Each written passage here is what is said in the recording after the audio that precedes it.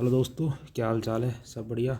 आज अपन tutorial 13 solve करेंगे quantum mechanics और बिल्कुल शानदार तरीके से करेंगे, जितना मतलब बिल्कुल फील आना देंगे। मतलब एंगुलर मोमेंटम और स्पिन का बहुत शानदार क्वेश्चन आ रहे हैं।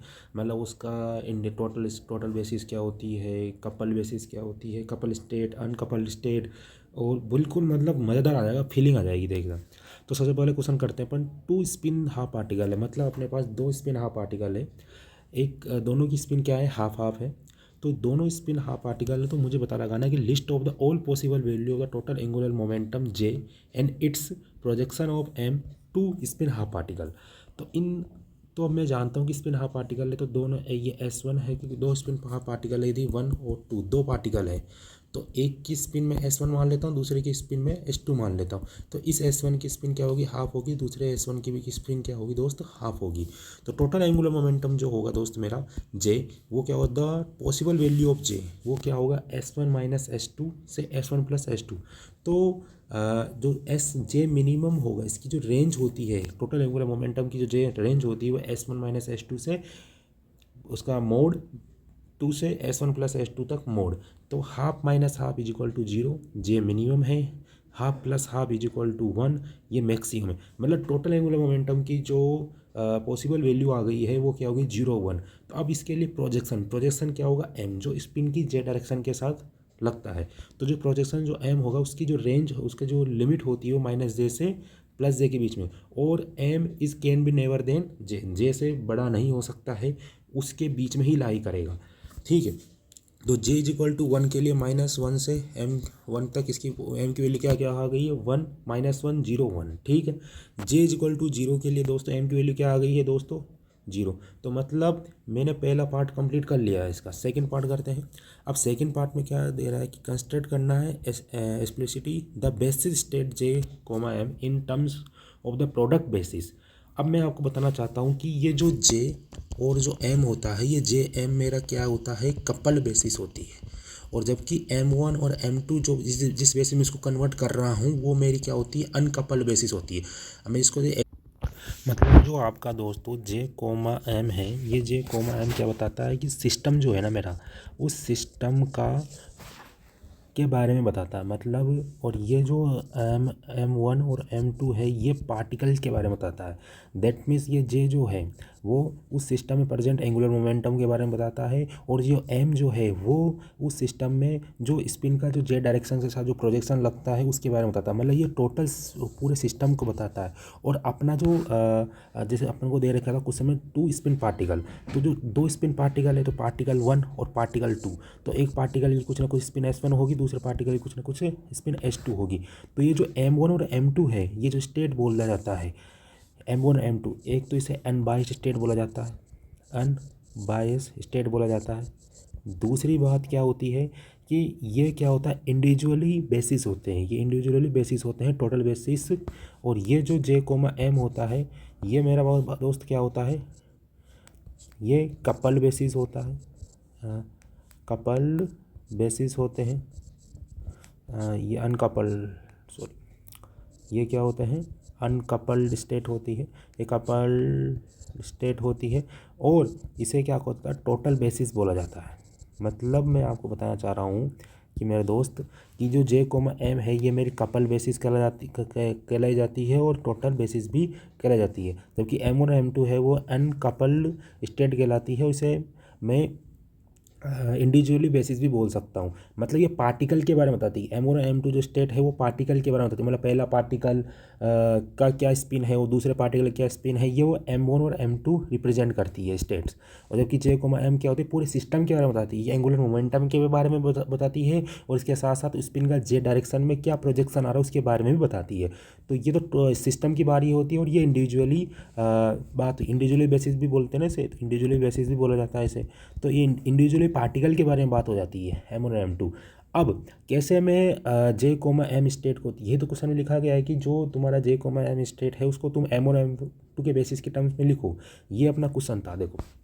तो जैसे JZ मैं अप्लाई कर देता हूँ, जैसे मैं प्रूव करता हूँ इसको। JZ को मैं यदि J, M पर अप्लाई करता हूँ तो मेरे पास क्या आएगा, MH कट J, एम आएगा क्योंकि eigen value M H cut आएगी। अब मुझे 2 पार्टिकल्स दे रखे थे, तो उस जे जेड को मैं क्या लिख सकता था दोस्तों, J Z one plus J Z to.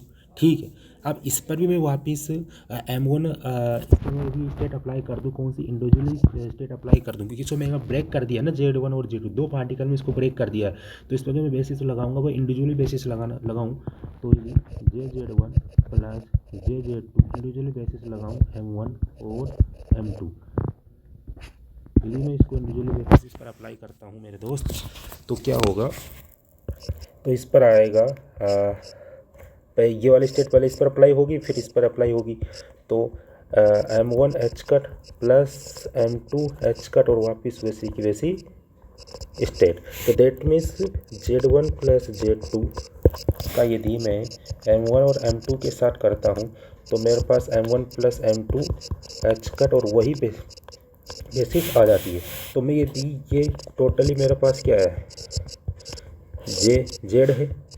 तो मतलब इस इक्वेशन, ये वाली इक्वेशन और ये वाली इक्वेशन 1 और इक्वेशन 2 को मैं यदि कंपेयर करूं, क्योंकि इसकी आइगन वैल्यूज़ क्या होगी, सेम होगी, भले ही क्या हो मेरी ये टोटल सिस्टम की स्टेट वो जे कोमा एम हो और इसकी स्टेट क्या हो M one M two, but इनकी जो आइगन वैल्यू है वो क्या होगी, सेम होगी, क्योंकि ये ऑपरेट सेम कर रहा है।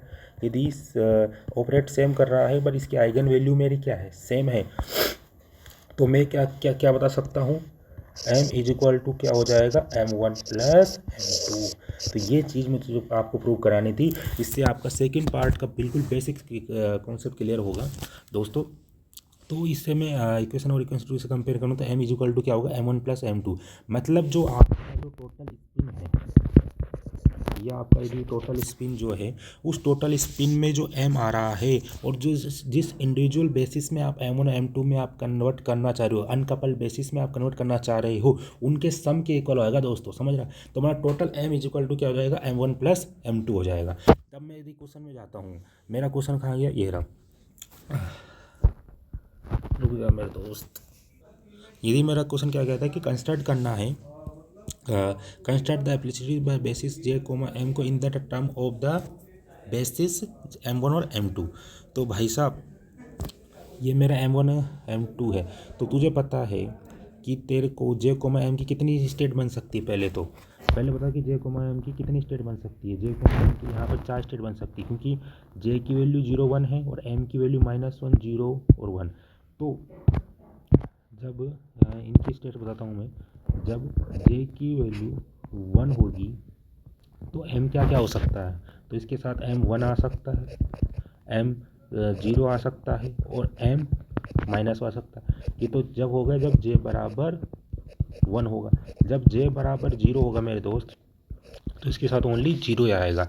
तो जब j बराबर 1 के लिए 3 m आ रहे थे और j बराबर 0 के लिए एक ही प्रोजेक्शन आ रहा था, तो इस प्रकार के 4 अनबाइस्ड इंडिविजुअली अनबाइस्ड क्या अनकपल्ड स्टेट या इंडिविजुअली बेसिस मेरी बनकर तैयार हो गई है। अरे बनी नहीं बनी दोस्त, अरे समझ में आ रहा नहीं आ रहा, तो सम यहाँ तक फीलिंग आई नहीं। तो मेरे को भाई इस ये जो 1 1 1 है, ये मेरे क्या है, JM है, तो एक स्टेट है इसकी। तो जब J की वैल्यू 1 होगी तो भाई जो M होता है वो M1 प्लस M2, क्योंकि ये 1 जो है वो JM है।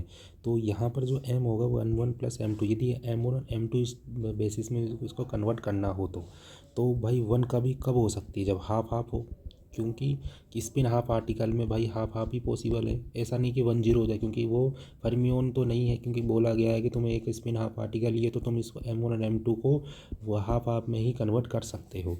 तो यहाँ पर हाफ हाफ पॉसिबल है, क्योंकि यहाँ पर ये M1 है और ये M2, दोनों का सम करूँगा जब ही यहाँ पर 1 आएगा। तो इस 1,1 बेसिस को मैं आराम से half M1 M2 individually basis या अनकपल बेसिस में कन्वर्ट कर सकता हूँ दोस्त।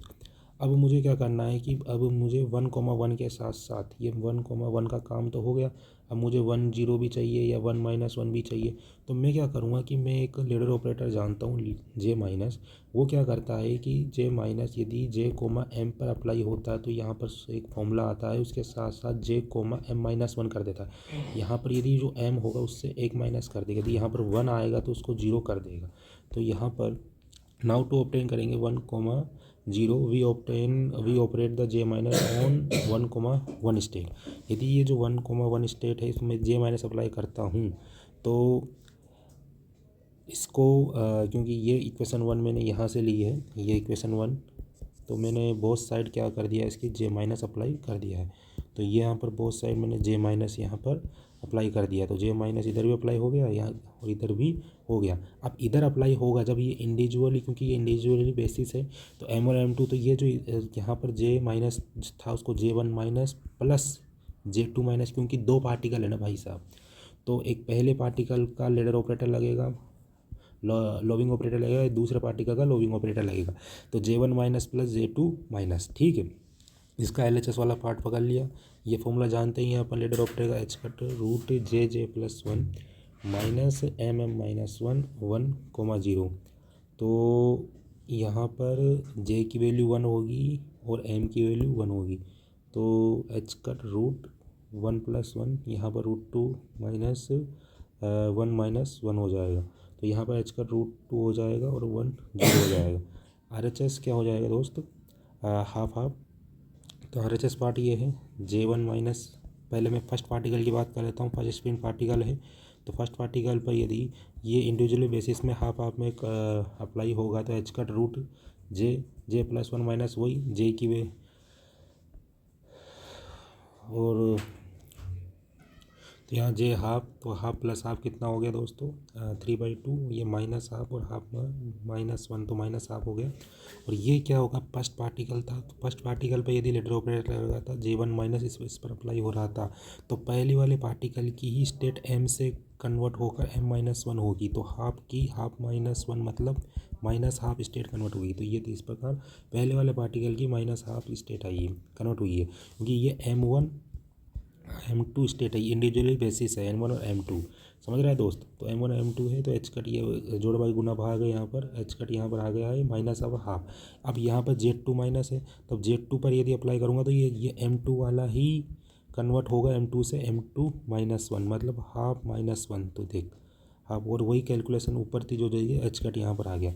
तो यहाँ पर टोटल जो सम था एच कट बाहर निकल गया, ये LHS वाला पार्ट है, ये RHS वाला पार्ट है, RHS में ये दोनों ही एड थे, तो H cut minus half, minus half half ये प्लस इसका ये वाला, तो दोनों एच कट से एच कट कट गया, √2 इधर बचा है, √2 इधर बचा है, तो 1,0 जो स्टेट है इसको मैंने भी किस में लिख दिया है दोस्त, इस 1,0 स्टेट को मैंने इंडिविजुअली बेसिस के टर्म्स में लिख दिया है, जो minus half half plus half minus half है और बाई √2 है। अब जो अप माइनस जो हाफ होता है उसको डाउन स्पिन से रिप्रेजेंट कर सकता हूँ, और प्लस हाफ जो हो सकता है उसको अप स्पिन से रिप्रेजेंट कर सकता हूँ, तो down up plus up down upon √2, ठीक है। बट यहाँ पर जो आया था वो क्या था, हाफ हाफ था, तो इसको मैं अप से रिप्रेजेंट कर सकता हूँ। तो यहाँ पर तुम समझ रहे हो 1,0 का भी काम हो गया कि मेरे को इंडिविजुअली बेसिस यानी कि M1 और M2 बेसिस के टर्म्स में लिखना था। एक बार देख ले, एक बार दोबारा बता देता हूँ, तेरे पास ये 1,1 आ गया था, 1,1 क्योंकि M की वैल्यू 1 रहती है, तो इनका जो सम इसको तेरे को M1 और M2 बेसिस के टर्म्स में कन्वर्ट करना था, तो तेरे पास टोटल M की वैल्यू 1 है, तो M1 और M2 बेसिस के टर्म में कब कन्वर्ट कर सकता है, जब दोनों का सम, क्योंकि total M is equal to M1 plus M2 होता है ना दोस्त, तो हाफ प्लस हाफ कितना होता है 1 होता है, तो ये हाफ हाफ में तेरे कन्वर्ट कर दिया, तेरा काम खत्म। अब तुझे क्या चाहिए था, 1,1 हो गया, 1,0 चाहिए था। अब भाई साहब तेरे पास 1,1 पड़ा है तो 1,0 कैसे आ सकता है। अब तेरे पास यहाँ पर M पता है तो तू एक लोविंग ऑपरेटर लगा सकता है J माइनस, जो तुझे पता है कि लोविंग ऑपरेटर यदि मैं J M पर लगाता हूँ तो वो किस में कन्वर्ट हो जाता है दोस्त, J M माइनस 1 में, तो वो किस में कन्वर्ट हो गया J M माइनस 1 में, तो वह 1,0 बना देगा। तो इसलिए मैंने इसके बोथ साइड क्या लगा दिया, लोविंग ऑपरेटर लगा दिया, तो ये मैंने लोविंग ऑपरेटर लगा दिया। अब जब मैं इस पर अप्लाई कर रहा था तो मुझे पता है कि इन दोनों का सम होता है, तो पार्टिकल 1 और पार्टिकल 2 की, तो जब मेरे इंडिविजुअल बेसिस की ज़रूरत क्यों पड़ी, वो एक पार्टिकल के बारे में बताता है। तो जो पार्टिकल्स होते हैं अपने स्पिन के, उसको इंडिविजुअली रिप्रेजेंट करने के लिए इंडिविजुअल बेसिस का यूज करा, इसलिए J1 माइनस J2 माइनस करा, ठीक है। अब J माइनस का कर लिया LHS में, RHS में पहले पार्टिकल का लोविंग ऑपरेटर लगाया, दूसरे पार्टिकल का लोविंग ऑपरेटर लगाया, दोनों को ऐड करा, LHS इक्वल टू RHS करा, तेरे पास ये आ गई 1,0, जो तेरी टोटल बेसिस थी, जिसको मैं कपल बेसिस भी बोल सकता हूँ, उसको तेने अनकपल बेसिस के टर्म्स में रिप्रेजेंट कर दिया, जो सिस्टम की बेसिस थी। अब तुझे क्या चाहिए, 1 0 आ गया, अब तुझे चाहिए 1 - 1। अब तू 1 0 पर लोविंग ऑपरेटर लगा दे, क्योंकि m को एक -1 कर जाएगा तो 1 0 -1 क्या हो गया, तो 1 - 1। तो इस 1 0 जो स्टेट तेरे पास बनी है, इस पर वापस तू क्या लगा दे, वही नाउ टू ऑब्टेन करना है 1 - 1। वी अगेन द ऑपरेट करेंगे lowering operator j minus on 1 0 state. तो वह इस पर अप्लाई कर दिया, वही इधर 1 - इसको J1 - J2 क्योंकि पार्टिकल्स में कन्वर्ट हुआ था, और इधर का पूरा पार्ट ये RHS का आ गया। यहाँ तो तुझे समझ में आ गया होगा दोस्त। अब तू यहाँ पर अप्लाई कर इंडिविजुअली, तू इस पर अप्लाई कर, फिर इस पर अप्लाई कर, तो एक एक पर। तो ये वाला जो पहला वाला पार्टिकल था वो किसको चेंज करेगा, ओनली पहली वाली स्टेट को बदलेगा। दूसरा वाला जो पार्टिकल था वो दूसरे वाली स्टेट को चेंज करेगा, ठीक है। इस प्रकार तू इंडिविजुअली यदि अप्लाई करता जाएगा, एच कट इस पर -12 हो जाएगा, प्लस एच कट -12 हो जाएगा, क्योंकि ये पहले वाला जब अप्लाई होगा तो पहले वाला कोई चेंज नहीं होगा और दूसरा वाला चेंज हो जाएगा। तो इस प्रकार तेरे पास दोनों ही चीज़ें आ गई। तो -12 रहेगा पहले वाला दो, ठीक है। तो पहले हाफ, तो -12 करे -1 करेगा तो -12 हो जाएगा, ठीक है। तो यहाँ पर क्या होगा दोस्तों, J1 - J2 है, और यहाँ पर दो स्टेट है जिसको मैं डाउन अप भी लिख सकता हूँ या अप डाउन भी लिख सकता हूँ। तो ये वाला भाई साहब, ये जो J1 माइनस पार्टिकल है, पहले इस पर अप्लाई होगा और फिर इस पर। अब इस पर अप्लाई होने का कोई मतलब नहीं, क्योंकि J1 माइनस है तो ये पहला पार्टिकल है, तो ये M1 को पकड़ लेगा। अब ये पहले ही डाउन है तो और कितना डाउन करेगा, डाउन है तो वापस वो डाउन करके वो भी मतलब 0 ही हो जाएगा। तो J1 माइनस यदि डाउन स्टेट पर ही और अप्लाई होता है, यदि 1 पार्टिकल में अप्लाई होगा तो ये डाउन है, पहले से डाउन है, तो ये कितना और डाउन जाएगा, तो डाउन होगा, डाउन के 0 ही है, मतलब ये मतलब इसको मैं अप डाउन अप भी लिख सकता हूँ -12 को, और ये 0 होगा। और ये वाला जब इस पर अप्लाई होगा तो ये क्या है, अप स्टेट में है, स्पिन अप में, तो ये क्या कर देगा, लोइंग ऑपरेटर कर देगा, अप को डाउन कर देगा, तो हाफ -1 यानी -12 कर देगा, तो -12 स्टेट में कन्वर्ट कर देगा, और एच का की वैल्यू आ जाएगी, जो रूट जैसे अपन ने यहाँ पर निकाला था ना, ये वैल्यू, ये वाली ये कैलकुलेशन एच कट हो गई, ऐसा ऐसा सेम टू सेम आ जाएगा, ठीक है। इसी प्रकार J2 माइनस जब इस पर अप्लाई होगा तो ये J2 है, तो ये दूसरे वाले M1 है, M1 को कोई चेंज नहीं करेगा। अब किसको चेंज करेगा, M2 को। जिस प्रकार पहले M2 को कोई चेंज नहीं कर रहा था, M1 को चेंज कर रहा था। अब जब दूसरा वाला पार्टिकल भाई साहब जब ठुकेगा इसमें, तो इसमें ठुकने से ये M1 है, ये M2 है, तो किसको चेंज करेगा, M2 को चेंज करेगा, और M2 को M2 -1 करेगा, क्योंकि M2 -1 स्टेट में कन्वर्ट होता है ना वो J को M2 -1, तो ये हाफ -1 मतलब -12 पहले से था, तो ये -12, तो ये एच कट हो जाएगा। और जब ये इस पर अप्लाई होगा तो ये दूसरे पार्टिकल पर ही अप्लाई हो सकता है, -M2 वाले, तो ये पहले से डाउन है, तो डाउन कितना डाउन जाएगा, ये 0 कर देगा। पर डाउन का डाउन 0, सीधी सी बात है भाई, समझ लो। डाउन करो और डाउन का डाउन करो तो 0 है, फीलिंग ले लो भाई मस्ती से, आराम से, कोई लफड़ाबाजी नहीं करनी है। तो ये मैंने बता दिया है आपको, ये वाला स्टेट यदि 0 हो जाएगा और ये वाली स्टेट 0 हो जाएगी। अब आपका बचा क्या है, ये LHS वाला पार्ट बचा है, ये RHS वाला पार्ट आ गया है, तो यहाँ तक कोई दिक्कत नहीं आनी चाहिए, फटाफट कर देंगे। √2 एच कट से एच कट उड़ाओ, √2 से ये 1/√2 ये 2 ऊपर लिख दो, और ये जोड़ बाई गुना भाग करने से 1 को 1 और -1 जो टोटल बेसिस थी, जो मेरी टोटल बेसिस थी उसको मैंने किस में कन्वर्ट करा, M1 और M2 बेसिस में, -12 और -12, मतलब 1 बेसिस को M1 और M2 में -12 और ये -12, जिसको मैं डाउन डाउन स्पिन भी लिख सकता हूँ। बात समझ में आ रही दोस्त।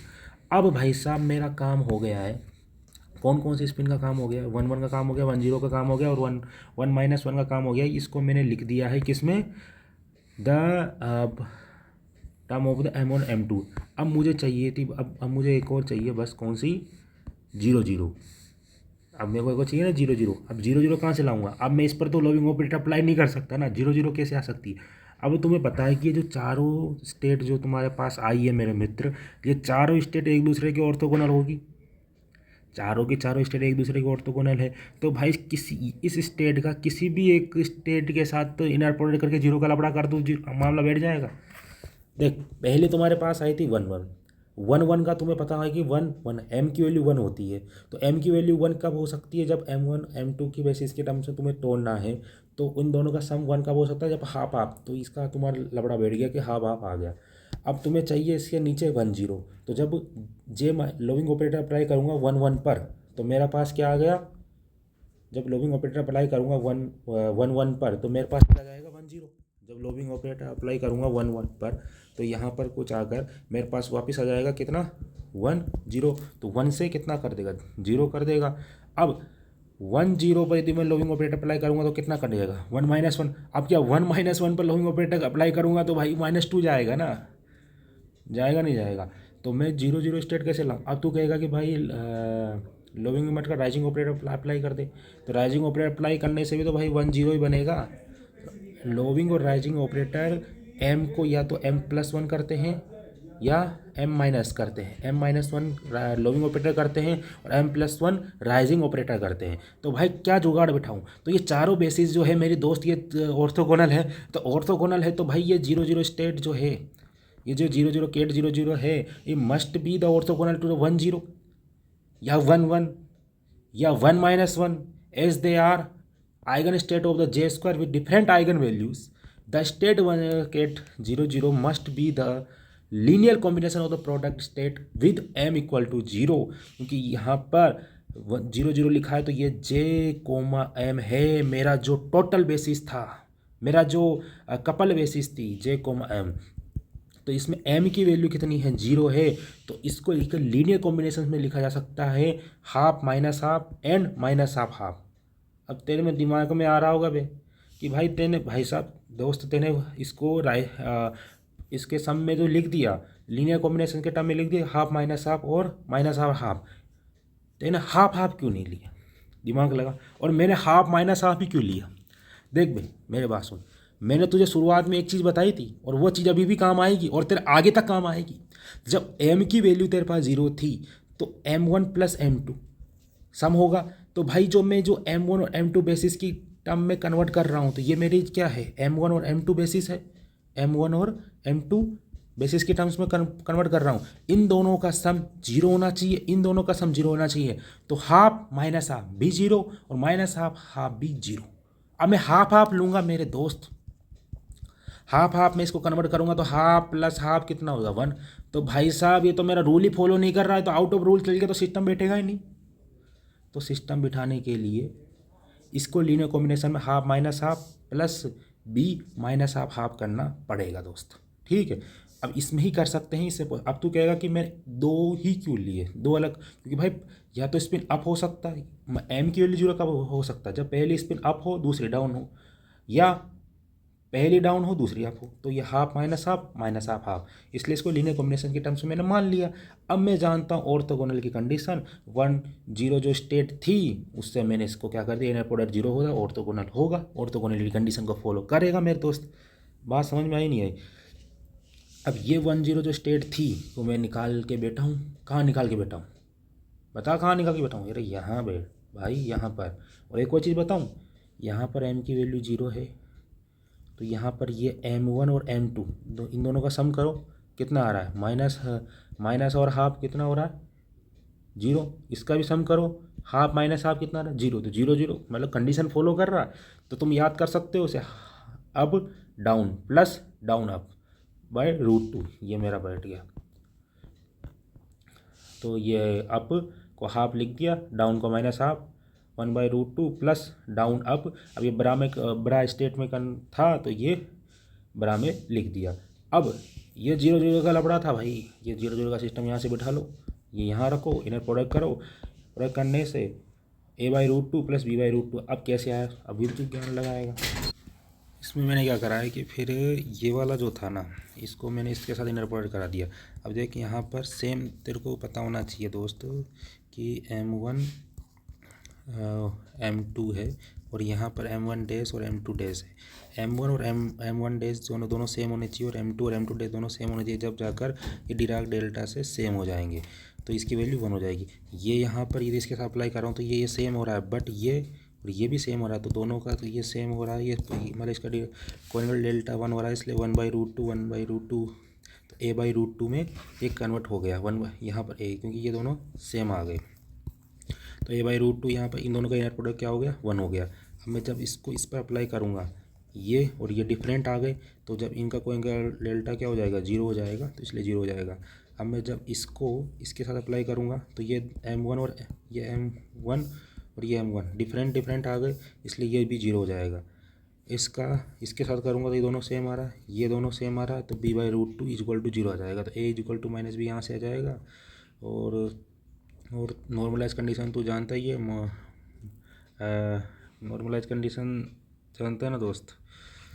तो मोड ए स्क्वायर प्लस, क्योंकि प्रोबेबिलिटी वन ही रहती है, तो mod a square plus mod b square equal to one होगा। Two mod a square equal to one, a/√2 a equal to 1/√2 और इक्वल टू माइनस बी था, तो ये ऊपर वाली कंडीशन से।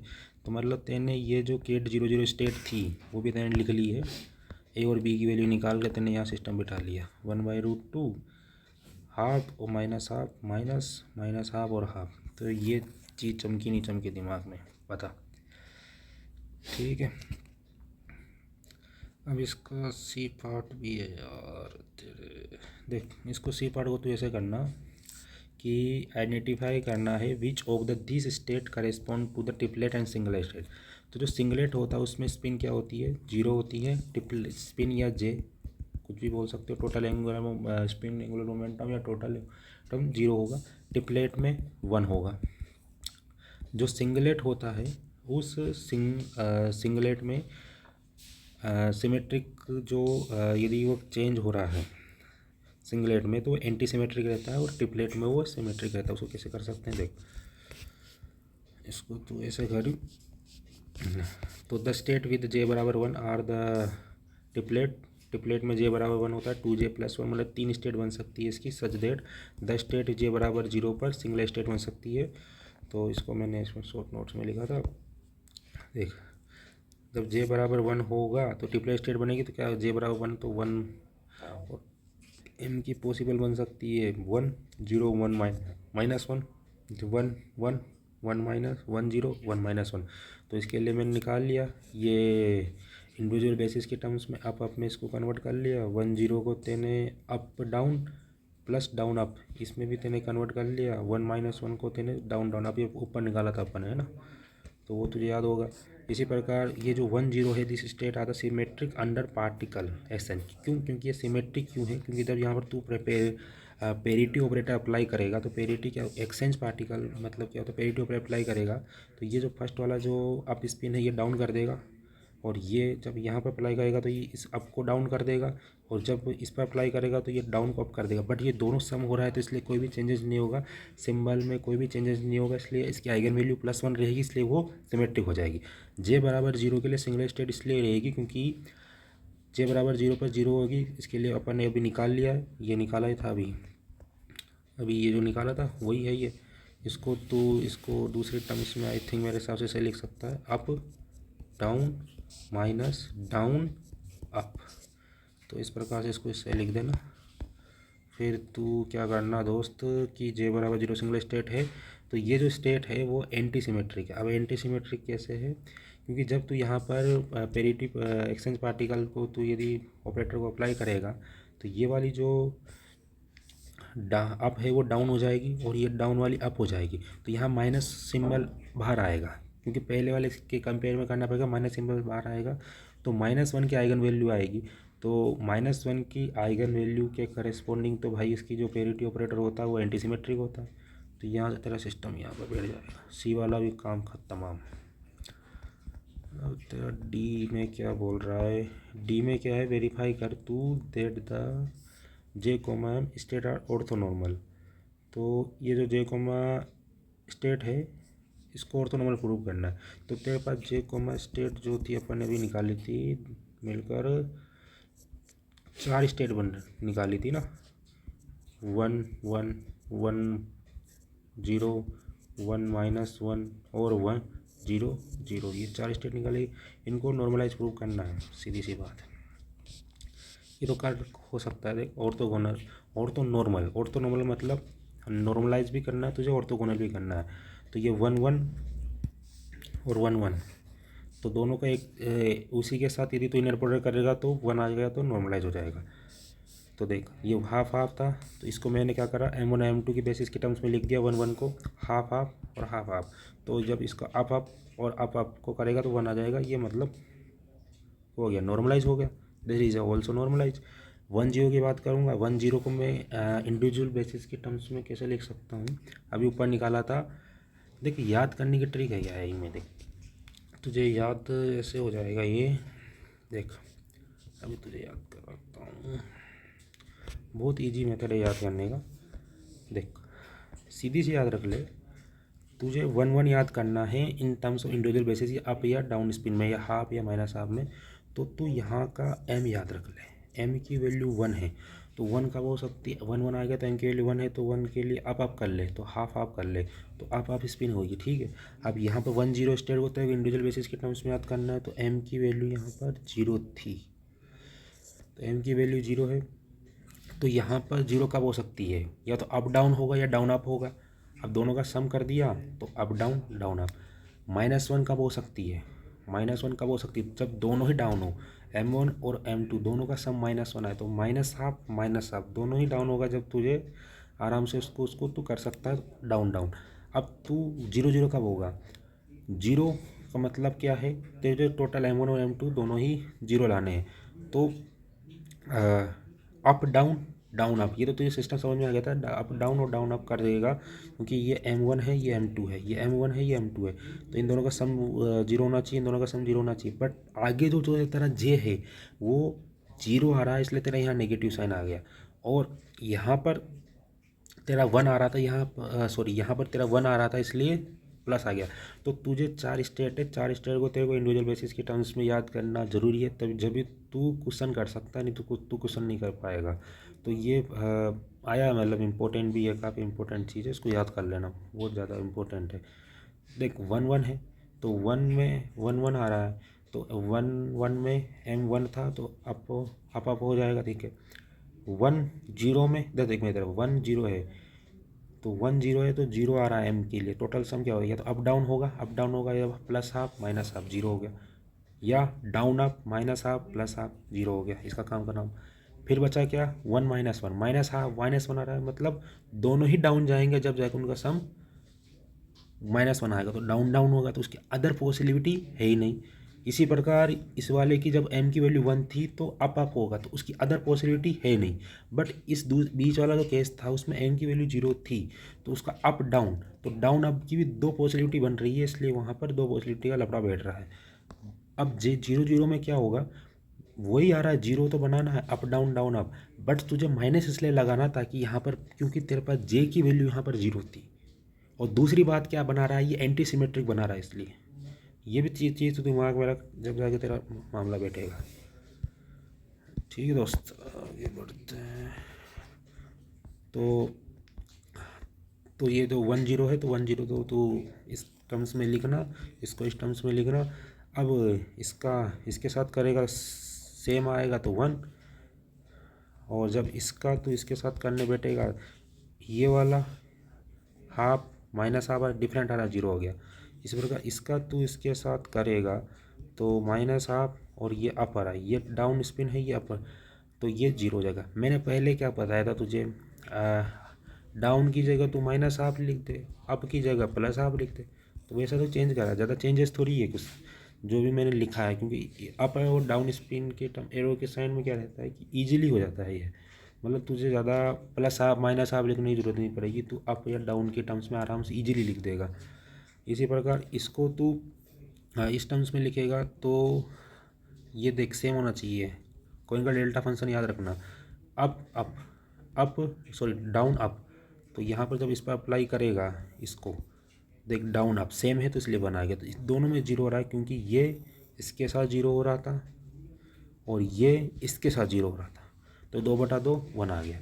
इस प्रकार 0 0 वैसे इसको तो टर्म्स में लिखा था 0, m की वैल्यू 0, तो याद रख क्या हो सकती है, तो अप या डाउन डाउन, तो या तो अप हो गया, डाउन डाउन, बट यहाँ पर 0 आ गया, इसलिए माइनस साइन आएगा, ये दिमाग में रख लेना। ठीक है, नेगेटिव साइन आ गया। इसी प्रकार ये सेम टू सेम इसके ब्रा के टर्म्स में लिख दिया, ये केट के टर्म्स में लिख दिया, दोनों का मल्टीप्लाई करा दिया, इसका अप डाउन मतलब 1 हो गया, इसका फिर इसके साथ करा तो भाई साहब पहले वाला तो अप था कि नहीं, इसका पहले वाला डाउन है तो भाई जीरो। इसका इसके साथ एक इसका पहले वाला डाउन है बट इसका पहले वाला दूसरे का जब इन्हें रिपोर्ट करा दूँ उसका अप है तो जीरो। इसका इसके साथ देख ले तो इसका पहले वाला डाउन है बट इसका दूसरे वाला भी डाउन है, तो इसका दूसरे वाला अप है तो दूसरे वाला भी अप है, तो भाई इसका वन हो जाएगा। तो 1 - 0 + 1। तो इस प्रकार मैंने चारों जो स्टेट अपन ने निकाली है उस चारों स्टेट को मैंने ऑर्थोगोनल प्रूव कर दिया तेरे लिए।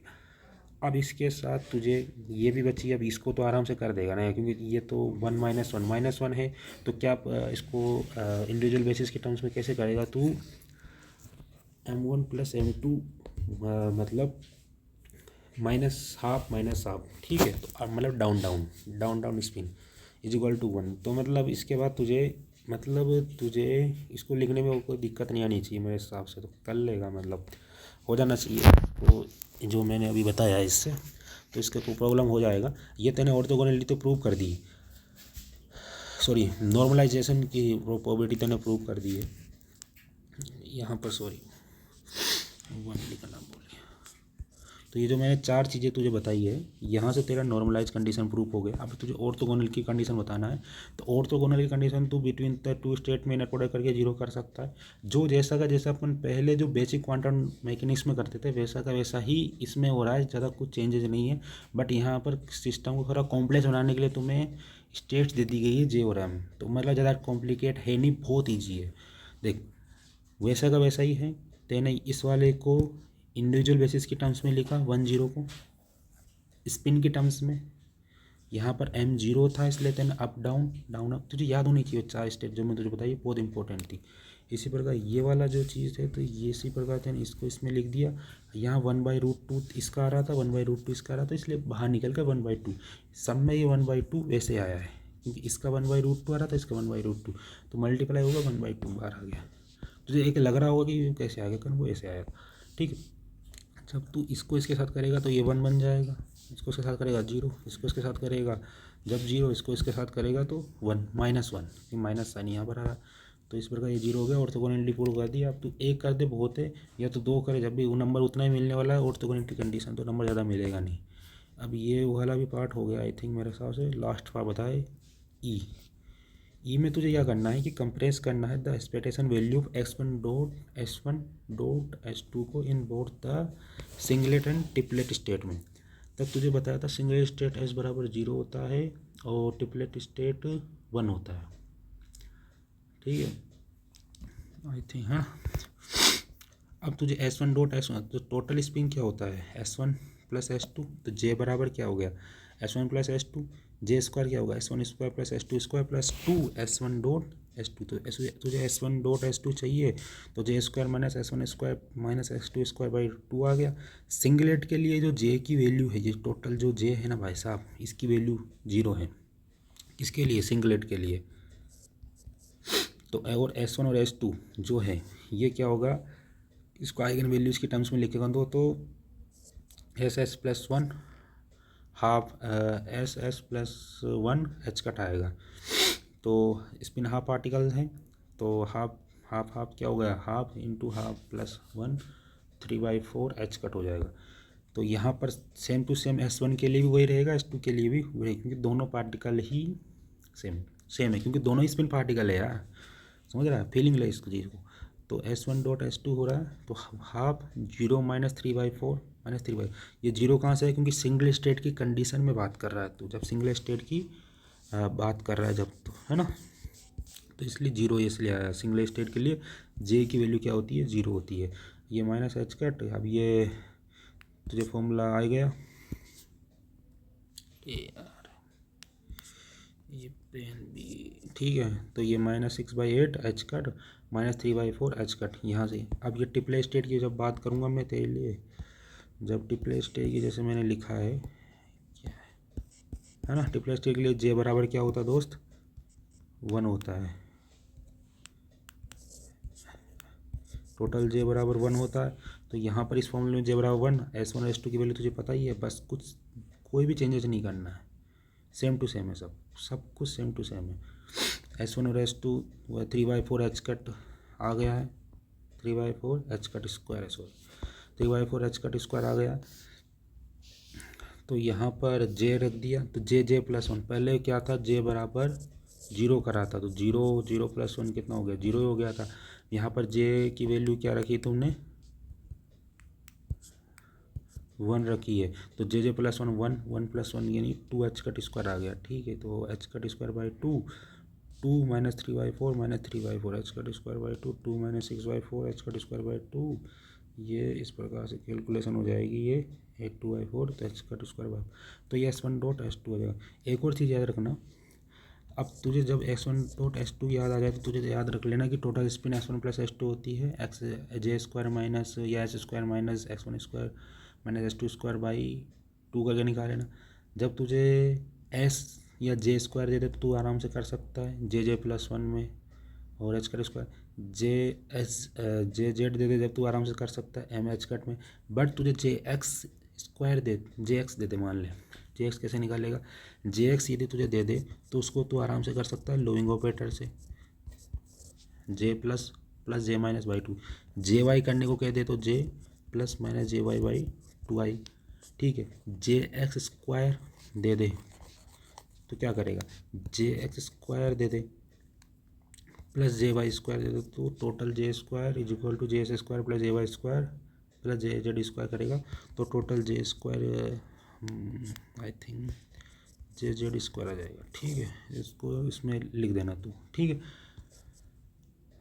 इसमें आराम से तो क्वेश्चन कैसा भी है अप्रोच ये लगाना और हो जाएगा इससे। और ये तुझे बस दिमाग वही घुमाना है कि जो जैसे यहाँ पर S1.S2 था तो ये कहाँ से आ रहा था, तुम्हें क्या चीज़ पता है वो दिमाग में रखना बस, और कुछ ज़्यादा कुछ दिमाग में मत रखना। ठीक है, तुम निकाल कैसे सकते हो, तुम्हारे क्या क्या तुम्हें चीज़ फाइंड आउट है, तुम्हें लेडर ऑपरेटर पता है, राइजिंग और लोविंग पता है, तुम्हें एस पता है, तुम्हें एस पता है, इसके बाद तुम्हें एस जेड पता है, जे जेड पता है। तो इस इन सब चीज़ों से कॉम्बिनेशन से जो चीज़ तुम्हें निकाली है और इससे ऊपर लेवल का क्वेश्चन वो उठाएगा भी नहीं, इसको मतलब मैक्सिमम जे तक उठा सकता है, इससे ऊपर उठाने की उसकी हिम्मत भी नहीं है आई थिंक मेरे हिसाब से। तो अब दूसरा क्वेश्चन देखते, तो चलो दोस्तों दूसरा क्वेश्चन करते हैं फटाफट से, चलो मिल के करते हैं।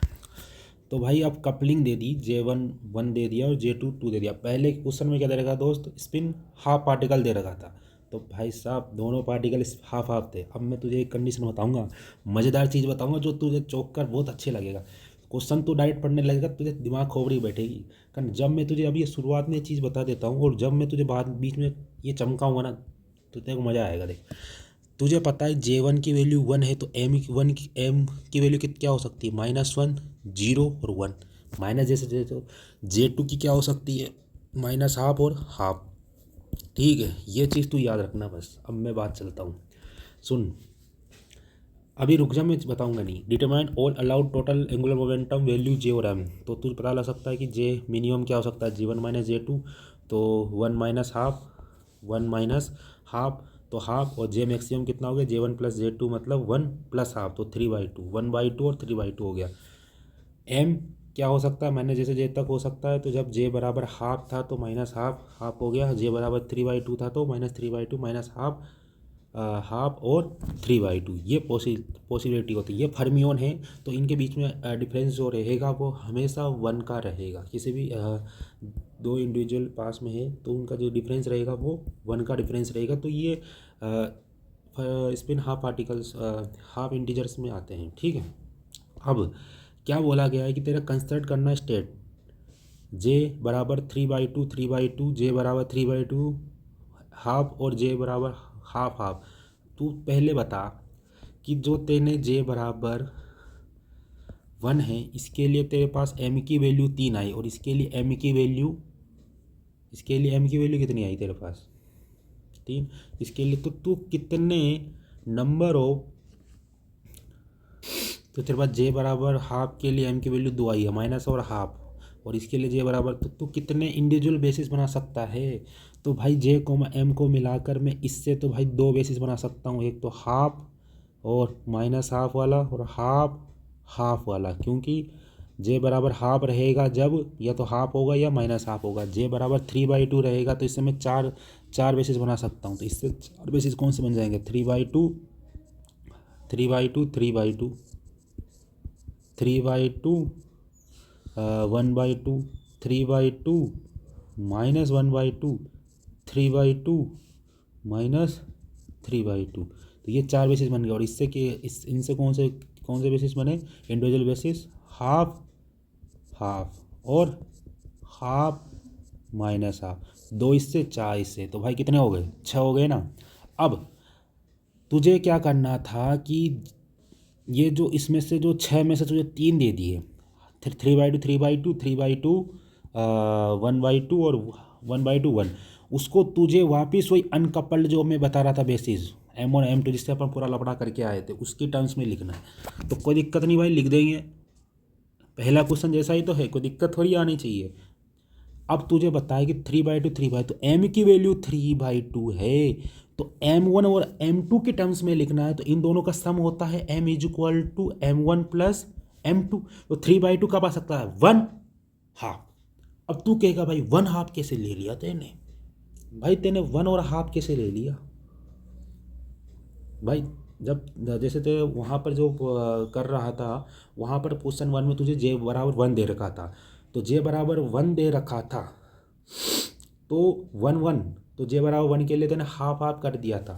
1 जब तू J = 1 दे रखा तो उसको हाईएस्ट स्टेट में 1 1 में लिख रहा था। जब तू हमेशा देखना हाईएस्ट पहली वाली स्टेट निकाल ले, हाईएस्ट वाली, उसके बाद बाकी वाली उससे निकल जाएगी। ठीक है, हाफ हाफ में। अब इसमें 3/2 दे रखा है, 3/2 3/2 से M की वैल्यू यहाँ 3/2 है, तो उसको 2 में सम करेगा तो 1 और हाफ में कन्वर्ट होगा। अब तेरे दिमाग में ये क्वेश्चन आना चाहिए, भाई तू 3/2 तो कर रहा है, 1 + हाफ भी कर रहा है, तो भाई मैं हाफ 1 नहीं लिख सकता क्या इसको? ये भी तो पॉसिबल है, पॉसिबल स्टेट है। दिमाग में आना चाहिए, नहीं आना चाहिए? ये भी तो लिख सकता हूँ। तेने 1 और हाफ ही क्यों लिखा? मतलब ये जो तेने इस वाली चीज़ को इस टर्म्स में कन्वर्ट करा, 1 और हाफ ही क्यों लिखा, ये बता। तो इसके लिए मैं तुझे भाई वो चीज़ बताना चाहता हूँ जो मैं तुझे बताने वाला था। भाई तेरे को पहला पार्टिकल क्या दे रखा है? J1 = 1। तो इसके लिए M कितना हो सकता है? -1 1 0 -1। इसके लिए कितना हो सकता है? -हाफ और हाफ। तो जो पहला पार्टिकल है उसके लिए M की वैल्यू -1 0 और 1 ही रहेगी, उससे ज़्यादा नहीं हो सकती। दूसरा पार्टिकल है उसके लिए M की वैल्यू -हाफ ही रहेगी। तो जब मैं M1 और M2 को कन्वर्ट कर रहा हूँ तो M1 यहाँ पर -1 0 1 में ही लिख सकते हैं, और M2 वहाँ पर हाफ और -हाफ में लिख सकते हैं। इसलिए मैं 1/2 लिखा। यदि मैं 1/2 लिख देता तो मेरा गलत हो जाता, मेरे नंबर कट जाते। क्यों कट जाते? क्योंकि तेने यहाँ पर हाफ लिख दिया, और तो भाई तुझे तो M को तू हाफ में लिख ही नहीं सकता, पॉसिबल ही नहीं है। पहले पार्टिकल के लिए तो J1 = 1 दे रखा है, इसके लिए तो M क्या हो सकता है? -1 0 1 हो सकता है। इसके लिए M क्या हो सकता है? -हाफ और हाफ हो सकता है। बात चमकी नहीं चमकी, दिमाग में घुसी नहीं घुसी भाई? ये बहुत इंपॉर्टेंट चीज़ है। मज़ा आ जाता है भाई, फीलिंग लेने का जो मज़ा आता है ना, गजब का आता है। तो समझा? इसके लिए जो M की वैल्यू है, इसलिए ये जो 3/2 है इसमें 1 और हाफ लिखा है, और इनका सम होगा। इसलिए ये मत कर क्या जाना, हाफ 1 कर गए नंबर। अब तू मुझे बता कि दोस्त वहाँ पर पहले वाले क्वेश्चन में, जो पहले वाला क्वेश्चन में जाता हूँ तेरे लिए, जो पहले वाला क्वेश्चन है उसमें तुझे भाई दोनों पार्टिकल ही हाफ है, 2 स्पिन पार्टिकल है। जो पहला पार्टिकल है दूसरा पार्टिकल है, दोनों ही स्पिन हाफ पार्टिकल, दोनों के लिए हाफ हाफ वो पॉसिबल है, कोई दिक्कत नहीं है। तो J1 1 कर रहा हूँ, कोई दिक्कत नहीं है। उसके लिए तो हाफ हाफ में लिख दो, कोई दिक्कत ही नहीं है, क्योंकि 2 ही स्पिन हाफ पार्टिकल है। But in this case second question में ये 2 स्पिन हाफ पार्टिकल नहीं है मेरे भाई। पार्टिकल को यहाँ से J से डिफाइन करा गया है, कपलिंग की बात करी गई है। तो बात समझ में आ गई? यहाँ पर दिमाग में चपक गया होगा। 3/2 स्टेट को तेने 1/2 में लिख दिया, पहला काम खत्म तेरा। इसको M1 और M2 बेसिस में तेने लिख दिया, मज़ा आ गया, समझ रहा है? उसके बाद अब तेरे को चाहिए वही 3/2 1/2। अब मैंने सुने तुझे वही कहानी जो बता रहा है, पहले अपन 1 1 निकाला था पहले क्वेश्चन में, फिर उसके बाद 1 0 निकाला, इस पर अप्लाई करा लोविंग ऑपरेटर, तो M जो होता है वो M -1 हो जाता है जब लोविंग ऑपरेटर अप्लाई। लोविंग ऑपरेटर अप्लाई करने से जो एम होता है मेरे भाई वो m-1 में कन्वर्ट हो जाता है। तो 1 था तो 1 - 1 तो 1 0 बन गया था ना। यहाँ पर 3/2 तो यहाँ पर मैं लोविंग ऑपरेटर अप्लाई कर दूँ तो भाई ये बनेगा नहीं बनेगा, ये जे में कोई चेंजेस नहीं होगा। ये 3/2 का 3/2 - 1 मतलब हाफ की सिस्टम बैठ जाएगा, हाफ का सिस्टम बैठ जाएगा। बोल मज़ा आया नहीं आया? अब दबा दे खटका लाइट का, मज़ा आ गया। नहीं समझा? अरे भाई तो ये हाफ का सिस्टम यहाँ पर बैठेगा जब इस चीज़ पर मैं लोविंग ऑपरेटर अप्लाई कर दूंगा। भाई कौन सी चीज़ है? चीज़ नहीं है, that is a total basis, that is a individual basis. चीज़ नहीं है बेटा, ये क्वांटम बोलते हैं इसे। तो 1 और हाफ हो गया, ठीक है। अब मैं ये मुझे ये वाला चाहिए, तो ये वाला जाने के लिए इस जो 3/2 था इसको मैं लोविंग ऑपरेटर अप्लाई कर दूंगा। तो एक from equation 1 apply the J minus operator. तो जे माइनस ऑपरेटर अप्लाई करने से अब यहाँ पर तो जब ये इधर वाला चीज़ क्या है, ये इंडिविजुअल बेसिस है ना 1m2, तो यहाँ पर इस पार्टिकल्स में टूट जाएगा ये J1 minus plus J2 minus, ठीक है। तो LHS वाला पार्ट जो है वो J-3/2, 3/2 एच कट, वही LHS वाला पार्ट ले लिया, फॉर्मूला हो गया JJ+1 - MM-1। तो हाफ हाफ हाफ, तो यहाँ पर 3/2 है, इसलिए दोस्त यहाँ पर क्या होगा 3/2 +1 माइनस 3/2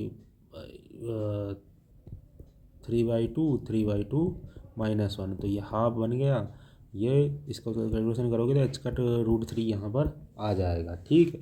यहाँ तक मेरे हिसाब से कोई दिक्कत नहीं आनी चाहिए। और ये स्टेट क्या हो गई, जब लोविंग ऑपरेटर अप्लाई करा LHS में तो ये 3/2 से क्या बन गई 1/2 बन गई, एक स्टेट कम चल गई, ऊपर थी भाई नीचे आ गई, समझ रहे हो?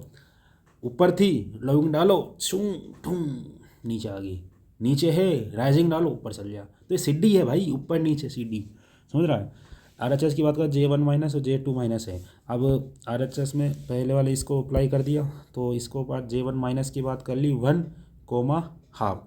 तो जब इसको अप्लाई करूँगा तो इसके लिए तुझे क्या करना है, चलो मैं कैलकुलेशन कर ही लेता हूँ। देख यहाँ पर, तो जब मैं इसको अप्लाई कर दिया तो तुझे यहाँ पर किस स्टेट कौन सी माननी है, ये वाली। तो √H कट J+1 -M-1 है।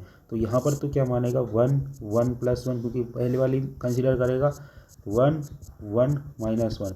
तो यहाँ पर तेरा क्या हो गया √2H कट हो गया। तो J2 माइनस अप्लाई करेगा तो यहाँ पर ओबे सी बात है, ये पहला वाला है M1 और ये M2 है, तो ये दूसरा वाला कंसीडर करा जाएगा, कंसीडर करा नहीं जाएगा। तो यहाँ पर दूसरा वाला कंसीडर करा जाएगा हाफ +1 माइनस हाफ -1। तो हाफ +1 यानी कि 1/2 3/2, ठीक है। माइनस हाफ प्लस 1/4 3/4 यानी कि √1 एच कट। तो ये एच कट बचा √1, ठीक है। तो यहाँ पर J2 माइनस भी हो गया, एच कट √3 3/2 1/2 एच कट। ये अभी LHS और RHS को दोनों को साथ में लिख दिया है मेरे भाई। ये LHS था यहाँ पर, इसको और यहाँ पर को दोनों को साथ में लिख गया। ये LHS वाला पार्ट है, ये RHS वाला पार्ट है। अब ये जो स्टेट बना है ये एच कट से एच कट करा, √3 नीचे गया। तो 3/2 1/2 जो टोटल बेसिस थी उसको मैंने इंडिविजुअल बेसिस यानी अनकपल बेसिस 0, हाफ और 1, -हाफ में कन्वर्ट करा है। यहाँ तक समझ में आया नहीं आया? ये चीज़ दिमाग में चमकी नहीं चमकी? जब मैं J1 माइनस अप्लाई करूँगा तो भाई यही तो कम होगा, 1 से लेकर 0 में कन्वर्ट हो गया। जब इस पर अप्लाई करूँगा तो हाफ -1, तो ये -हाफ में कन्वर्ट हुआ। तो इस प्रकार से ये दिमाग में रखनी होती है कि पहला पार्टिकल है तो पहले वाले को ही कम करना है 1 स्टेट, दूसरा पार्टिकल है दूसरे वाले को ही करना है। जब J वाला होता है तो M होता है, उसमें कोई दिक्कत नहीं है। बट जब इंडिविजुअली पार्टिकल की बात आती है, जब M1, जब तो इंडिविजुअली पार्टिकल के लिए भाई अनकपल बेसिस का आविष्कार करा गया। क्यों आविष्कार का, इसकी बहुत बड़ी कहानी सुनाएंगे कभी किसी दिन, कहानियों की कमी नहीं। अब तेरे पास बचा है J हाफ और हाफ। अब तुझे क्या करना है, अब तू कैसे ला सकता है जे हाफ और एम हाफ, अब तू इसको कैसे लाएगा बता। अब तू कहेगा इस पर भी लोविंग ऑपरेटर अप्लाई कर दूँ, इस पर यदि मैं लोविंग ऑपरेटर अप्लाई करूँगा ना अब, तो इस पर लोविंग ऑपरेटर अप्लाई करने से ये 3/2 कोमा माइनस हाफ बनेगा, वो वाले स्टेट नहीं बनेगी। यदि ये चीज़ पूछती तो इस पर भी अप्लाई करने से ये वाला मामला बैठ जाता। ये वाली यदि इसको पूछती अनकपल बेसिस में करना, अब वो तुझे याद रहा 0 0 वाला सिस्टम, जब कहीं सिस्टम नहीं बैठा था तो एक कंडीशन बैठेगी भाई, ऑर्थोनॉर्मल। एवरी स्टेट क्या होती है, ऑर्थोनॉर्मल। ये चीज़ प्रूव करी नहीं करी थी अपन ने क्वेश्चन वन में प्रूव, अरे भाई यार भूल जाता है मेरे दोस्त। Identify the with the state करेस, कहाँ गया, वेरीफाई करो कि जे कोमा एम जो स्टेट होती है ऑर्थोनॉर्मल होती है, तो मतलब ऑर्थोगोनल भी होती है और नॉर्मलाइज भी होती है। चीज़ प्रूव करी नहीं करी थी, तो वो रामबाण कहाँ याद आएगा, वो रामबाण याद आएगा नहीं आएगा। तो भाई साहब ये जो मेरा J1 हाफ हाफ है ये ऑर्थोगोनल है, इसमें एम हाफ होता प्रोडक्ट स्टेट, तो इसको किस में कन्वर्ट कर सकता हूँ, एम हाफ है, तो इसको तुझे दो स्टेट में कन्वर्ट करना पड़ेगा, दो स्टेट में लिखना पड़ेगा। अब उसको तू किस प्रकार लिखता है, तेरे पास J बराबर 1 आ रहा था तो पॉसिबिलिटी थी -1 0 1 की, J बराबर तेरे पास अब 1/2 आ रहा था तो यहाँ पॉसिबिलिटी थी -1 हाफ की। तुझे इस प्रकार से लिखना है कि M1 की वैल्यू -1 0 1 में लाई करे और M2 की वैल्यू हाफ और हाफ में लाई करे, तो बट M की वैल्यू, टोटल M की वैल्यू तुझे हाफ लानी हो रही है, M1 प्लस M2 में हो सकता है। तो M1 की वैल्यू में यदि M1 की वैल्यू यदि मैं 0 रखूं और M2 की वैल्यू में -हाफ रखूं तो मेरे पास क्या, M1 की वैल्यू में यदि 1 रखूं और M2 की वैल्यू -हाफ रखूं तो दोनों का सम करने पर मेरे पास क्या आ रहा है, हाफ आ रहा है। ठीक है, इसी प्रकार 0 हाफ करूँगा जब भी मेरे पास क्योंकि पहले वाला जो है वो 0 1 और -1 में लाई करना चाहिए पहला पार्टिकल M1, और दूसरा वाला पार्टिकल हाफ -हाफ में लाई करना चाहिए, वो वाली लेना है। अब तू कहेगा कि यार यदि हाफ तो भाई साहब 1 -हाफ में हाफ तो -हाफ और 1 में भी आ रहा है, बट भाई साहब ये तो पहले पार्टिकल में लाई नहीं कर रहा, पहले पार्टिकल में तो M की वैल्यू 0 -1 और 1 रहनी चाहिए, नहीं चाहिए रहनी चाहिए, इसलिए इसको इन बेसिस के टर्म्स में लिखा है। अब तू कहेगा लाई करने में तो भाई 3/2 और -1 भी कर रहा है, तो भाई साहब सही है 3/2 -1 भी कर रहा है, बट ये तो लाई ही नहीं करेगा, ये तो भाई दूसरे से भी बाहर चला गया समझ रहा है। तो उस चीज़ में अपन को लाई कराना जिसमें M की वैल्यू J बराबर 1 J1 बराबर 1 था, इसलिए M1 की वैल्यू क्या क्या हो सकती है, 0 1 -1 हो सकती है, J बराबर हाफ था तो M की वैल्यू क्या हो सकती है, -1 और हाफ। तो दूसरे वाले को मैंने -हाफ लिया है और यहाँ पर हाफ लिया है, यहाँ पर 1 लिया है 0, तो ये दो ही पॉसिबिलिटी हो सकती है, तू लगा ले कितनी जान लगानी है। अब इसको मैं आराम से लीनियर कॉम्बिनेशन के टर्म्स में लिख सकता हूँ, ए वो वाली स्टेट प्लस बी वो वाली स्टेट। अब तुझे पता है ऑर्थोगोनल वाला कंडीशन याद है, किसी भी स्टेट का अप्लाई करा दे, मैं ऊपर वाली स्टेट से अप्लाई कराता हूँ, जस्ट ऊपर वाली, तू चाहे तो 3 से अप्लाई कर, जब भी 0 आएगा, टेंशन लेने का लपड़ा नहीं है, मतलब मस्त रहे। तो इससे इनर प्रोडक्ट कराया, ये वाली ये स्टेट, इसका ये सिस्टम है नहीं है, अरे सिस्टम हैंग कर देंगे, नहीं कर देंगे, सिस्टम हैंग कर देंगे, चला था एक टाइटल अच्छा नहीं लगा, चलो 1 हाफ हाफ, तो ये हाफ हाफ का सिस्टम ये रहा। तो अब इन दोनों का जब इनर प्रोडक्ट कराऊंगा, इसका इसके साथ मिलाना चाहूँ नहीं मिलेगा, इसका इसके साथ मिलाना चाहूँ नहीं मिलेगा, इसका इसके साथ मिलाना चाहूँ इनर प्रोडक्ट मिल जाएगा, B√2/3 आ जाएगा, सिस्टम बैठ गया। इसका इसके साथ सिस्टम बैठ जाएगा क्योंकि इसका जो इनर प्रोडक्ट होगा 1 हो जाएगा, क्योंकि ये नॉर्मलाइज हो जाएंगे। सेम स्टेट है ना मेरी बेटी दोस्त, सेम स्टेट है नहीं है, तो A/√3, तो A बराबर -B√2, ये कंडीशन एक आ गई। दूसरी कंडीशन नॉर्मलाइज की, ऑर्थो नॉर्मल होते हैं तो एक ऑर्थोगोनल होगा एक नॉर्मलाइज होगा, बात सिस्टम बैठ जाएगा। तो यहाँ से दूसरी कंडीशन निकाल लेंगे, B बराबर 1/√3 और A बराबर तो मेरे सिस्टम A बराबर तो -B√2 था, ही नहीं था। तो पुट करो, कहाँ रहे हो मेरे दोस्त, पुट करो ना, इसमें पुट करो। ए तो तेरा भाई साहब हाफ हाफ के लिए भी तेरे पास इंडिविजुअल बेसिस के टर्म्स में तेने लिख दिया है, तो बोल मज़ा आया नहीं आया?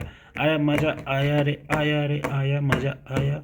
बोल, चमका नहीं चमका दिमाग में? अरे भेजे में घुसी नहीं घुसी, बता तो दे यार दोस्त। तो ये हाफ आपको इसमें लिख दिया, 3/2 हाफ को इसमें लिख दिया है। टाइम बहुत हो गया यार, 1 घंटा ही हो गया, पता ही नहीं चला। समय बलवान है भाई साहब, क्या बोल सकते हैं। इसका सी पार्ट करते हैं। सी पार्ट क्या बोले छे कि नॉर्मलाइज करो ईच स्टेट को, और डी पार्ट बोलियो छे कि कंफर्म करो, कंफर्म दैट द जे बराबर half state is orthogonal to the J बराबर 3 स्टेट। इनर प्रोडक्ट कराना सीधी सी लपड़ा है, बच्चों का खेल नहीं है बच्चा। देख, नॉर्मलाइज करना ईच स्टेट को, तो ये जो 3/2 स्टेट था इसको 1 हाफ में मैंने लिख दिया, तो क्योंकि एम की वैल्यू 3/2 थी, तो इन दोनों का सम, ये जो चीज़ लिखी हुई है ना इधर की साइड, ये इंडिविजुअल बेसिस की टर्म्स में लिखी हुई है जे कोमा एम को, M1 M2 के टर्म्स में, ठीक है। इसका जो नॉर्म कराऊंगा, नॉर्मलाइज करने का मतलब है नॉर्म 1 आ जाएगा, तो ये भाई सीधी सी बात है, नॉर्म 1 आ रहा है। इसी प्रकार इसको इस टर्म्स में निकाला है मैंने, इनका नॉर्म कर लो, मतलब कोफिशिएंट का स्क्वायर कर लो, 1 आ रहा है, नॉर्मलाइज है, सीधी सी बात है। या दोनों का इनर प्रोडक्ट करा दो यार, कोई दिक्कत नहीं है। 3/2 1/2, जैसे ऊपर का करवाया था मैंने पहले क्वेश्चन का, साइड डी आई पाथ, वैसा करा लो। या तो मेरे को पता, ये तो बहुत ईजी लगा, इससे कर लो, काफ़ी मज़ा, सिस्टम बैठ जाएगा। वो वाला जो पहले क्वेश्चन का ई पार्ट कराया था ना, उसको भी ऐसे नॉर्मलाइज कर लेना, कोई दिक्कत नहीं। मैंने फालतू में इतना लफड़ाबाजी कराई तुम्हारे लिए, नहीं समझा? अरे समझे ही नहीं समझे मेरे दोस्त, नहीं समझे? अभी समझा देंगे, समझाने के लिए ही तो। देख, यहाँ पर थी ना ये 1 तो फालतू में, यह कोफिशिएंट 1 का स्क्वायर हो गया था, जैसे ये आ गया था, तो फालतू में 1/√2 का स्क्वायर कर लेता यहाँ पर, एक स्टेट ऐसे लेकर, जैसे इसको नॉर्मलाइज करना था, तो ये 1/2 प्लस 1/2 C1 C2, यहाँ पर C2 या था, तो इसको मोड का स्क्वायर हो जाता, ये नॉर्मलाइज नॉर्म ले लेता, सीधी सी बात है। इसमें 1 आ जाता, दिक्कत नहीं थी, मतलब इनर प्रोडक्ट कराने की जरूरत नहीं थी, सीधी सी बात है। नॉर्मलाइज के लिए तुम करा दो, कोई दिक्कत नहीं। एक्चुअल लगता है क्या होता, ज़्यादा नंबर दे दे, दया कर, ठीक है। अब मैंने सीधी सी बात सिस्टम बिठा लिया, यार सीधा करो। इसी प्रकार इसको इसकी टर्म्स में लिख दिया था हाफ हाफ को, तो इसका मोड का स्क्वायर, इसका मोड का स्क्वायर 1 हो गया, नॉर्मलाइज हो गया। तो भाई मैंने जो जितनी भी स्टेट थी उसको नॉर्मलाइज कर दिया, जो भी निकालने को बोला गया था बी पार्ट में उसको ही कराया, जिसको नहीं करा उसको क्यों करूँ। कंफर्म करो, अब पूछ रहा है कि कंफर्म करो देट द जे बराबर हाफ स्टेट ऑर्थोगोनल है जे बराबर 3/2 स्टेट से।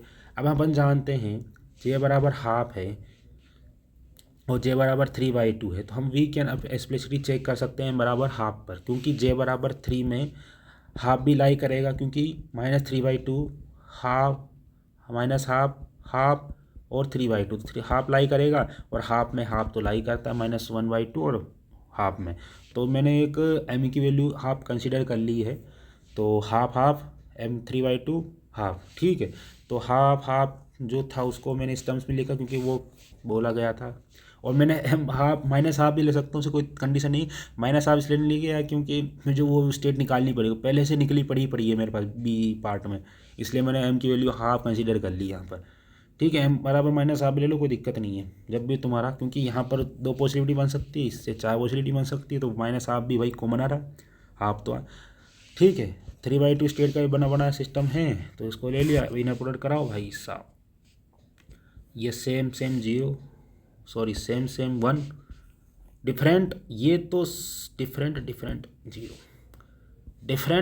0 सेम 1, तो भाई साहब जैसे M1 और M2 डैश होता है, फिर M1 M2 होता है, यही तो है, ये इंडिविजुअल बेसिस ही तो है मेरे भाई साहब। मैं तुझे बार बार क्यों बता रहा हूँ कि ये देखिए चीज़ें इंडिविजुअल बेसिस है और ये तेरा टोटल बेसिस है, ताकि तेरे दिमाग में पेज घुस जाए यार, क्योंकि मेरे को पता है कि तू आधे जने तो छोड़ गए होंगे, आधे जने जो बलवान से यहाँ टिके होंगे वो मेरे दोस्त होंगे, बहुत पक्के वाले दोस्त होंगे, और कुछ मेरे जैसे साथी होंगे जिसको मतलब कुछ समझ में नहीं आ रहा होगा, बहुत ज़्यादा मतलब संघर्ष करा होगा कि क्या बोल रहा है, क्या M1 क्या है, M2 क्या है, ये क्या, तो उनके लिए बोल रहा हूँ भाई साहब, मेरे ही दोस्त हैं वो, सच्चे दोस्त हैं, ठीक है। तो डेल M1 डैश M2 और डेल। तो भाई साहब जो इनर प्रोडक्ट में क्या होता है कि ये वाला लफड़ा ये वाला और ये वाला लफड़ा और ये वाला सेम होना चाहिए, तो इसलिए M1 डैश M1 और conical delta M2 dash M1। तो इसका कंडीशन क्या होती है, 1 होता है जब M1 डैश M1 के इक्वल हो जाए, 0 होता है जब M1 dash not equal to M1 हो जाए। ठीक है, तो इस प्रकार √2/3 1 प्लस 0 माइनस 0 माइनस √3/2 1, तो √2/3 minus √2/3, this confirm they are the orthogonal. अब भाई साहब फिफ्थ पार्ट में कंप्यूट करो प्रोबेबिलिटी दैट M1 बराबर +1 व्हेन जब the system is in the state J बराबर हाफ एंड M बराबर हाफ। तो J इस स्टेट के लिए मुझे पूछ रहा है कि प्रोबेबिलिटी निकालो M1 बराबर +1 के लिए। पहले तो ये स्टेट लिख दो, पता है तेरे को ये स्टेट, निकाल के बैठे हैं अपन ऊपर B या C पार्ट में, निकाल के बैठे हैं, नहीं निकालना तो ऊपर जा एक बार, जाएगा क्यों नहीं जाएगा, 10 बार जाना पड़ेगा। ये देख, नहीं निकाल के बैठे, नहीं बेटा नहीं निकाल के बैठे, बोल बोल नहीं नहीं नहीं निकाला, निकाल लिया ना, बोल लो निकाल ला, हाफ हाफ। ठीक है, तो okay okay okay okay okay okay, ठीक है, निकाल के बैठ गए अपन। ओके, तो अब इसके लिए जो होगा, ये M1 की वैल्यू यहाँ पर कितनी है, ये M2 है, तो M1 की वैल्यू यहाँ पर 0 है और यहाँ पर M1 की वैल्यू 1 है। ठीक है, कोई दिक्कत नहीं। मुझे सीधी सी बात कंप्यूट करना है प्रोबेबिलिटी दैट M1 बराबर 1। तो प्रोबेबिलिटी M1 बराबर 1 पर ये स्टेट आ रही है, इसका C2 जो है, इसका मोड का स्क्वायर मेरा क्या प्रोबेबिलिटी है, सीधी सी सिस्टम बैठ रहा है यार। भाई साहब तेरे क्या होता है कि कोई स्टेट होती है, इसमें C1 5 1 प्लस C2 5 2 आता है, तुझे 5 2 बोल, इसमें आ रहा है M2 बराबर 1 M1 बराबर 1, इसका जो कोफिशिएंट होता है इसका मोड का स्क्वायर तेरी प्रोबेबिलिटी होती है, तो प्रोबेबिलिटी इज 2/3। सिस्टम बैठा नहीं बैठा। Compute the probability that the M1 बराबर +1 when the system is in the state J बराबर हाफ M बराबर हाफ। तो तेने ये लिखी, यहाँ पर 5 1 5 2 दो स्टेट तेने रिप्रेजेंट करी थी जो M1 और M2 बेसिस की तरह इंडिविजुअल अनकपल्ड बेसिस थी। तो इसमें M1 की वैल्यू 1 आ रही, इसका जो कोफिशिएंट होगा, इसका मोड का जो स्क्वायर होगा, तेरी प्रोबेबिलिटी बात खत्म। तीसरा क्वेश्चन करते हैं, बहुत टाइम हो चुका है क्योंकि सोना भी है यार और बैटरी भी डाउन हो रही है, मेरी भी और टैब की भी, दोनों की ख़त्म हो रही है।